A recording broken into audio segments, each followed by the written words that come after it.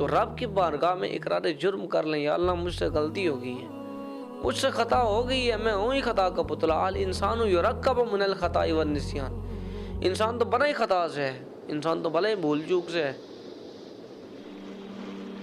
تو جب بندہ اللہ کی بارگاہ میں اس عاجزی کرتا ہے نا، تو اس کریم کی ذات کو بندے پر محبت آ جاتی ہے۔ یقین کریں اس کی رحمت بندے کو لپیٹ میں لے لیتی ہے، اس کی رحمت بندے کو آغوش میں لے لیتی ہے، اور وہ کہتا ہے نا تم میری طرف آؤ،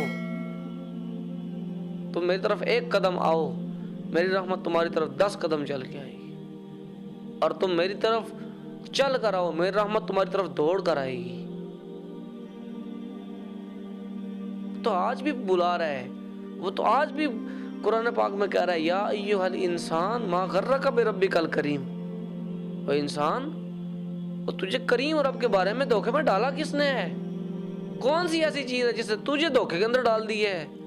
الذی خلقک فسواک فعدلک، وہ پروردگار جس نے تجھے پیدا فرمایا اور ٹھیک فرمایا، اور ٹھیک پیدا فرمایا اور تیری تعدیل کی، تجھے درست فرمایا، فی ای صورت ما شاء اور رکبک، اور جس اچھی صورت میں چاہا تجھے تخلیق فرما دیا۔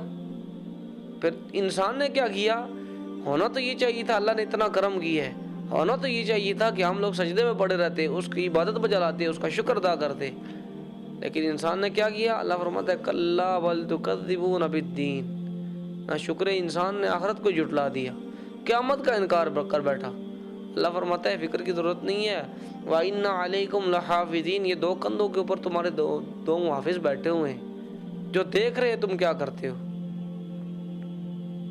کرامن کاتبین، جن کو کرامن کاتبین کہتے ہیں، یعلمون ما تفعلون، تم جو کچھ بھی کرتے ہو وہ جانتے ہیں۔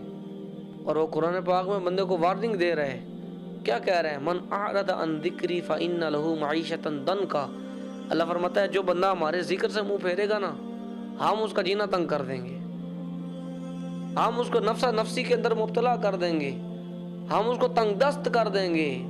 وَنَحْشُرُهُ يَوْمَ الْقِيَامَةِ أَعْمَى، اللہ فرماتا ہے یہ تو دنیا کی سزا تھی، آخرت کی سزا کیا ہے؟ اللہ فرماتا ہے وَنَحْشُرُهُ يَوْمَ الْقِيَامَةِ أَعْمَى، کل قیامت کا دن ہوگا نا، ہر بندے کے پاس آنکھیں ہوں گی، ہر بندہ اپنی آنکھوں سمیت اٹھے گا، لیکن اللہ فرماتا ہے جو بندہ ہمارے دین سے منہ پھیرے گا، وَنَحْشُرُهُ يَوْمَ الْقِيَامَةِ أَعْمَى، کل قیامت والے دن ہم اس کو اندھا اٹھائیں گے۔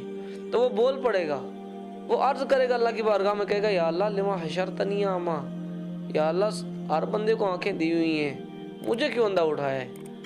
وَنَحْشُرُهُ يَوْمَ الْقِيَامَةِ أَعْمَى قَالَ يَا رَبِّ لِمَ حَشَرْتَنِي أَعْمَى، اللہ فرمائے گا وَكَذَلِكَ آتَتْكَ آيَاتُنَا فَنَسِيتَهَا، اللہ فرمائے گا تجھے اندھا اس لیے اٹھایا ہے نا کہ دنیا میں ہماری نشانیاں تیرے پاس آئی تھی، ہماری آیات تیرے پاس آئی تھی، فَنَسِيتَهَا، تو نے ان کو چھوڑ دیا تھا۔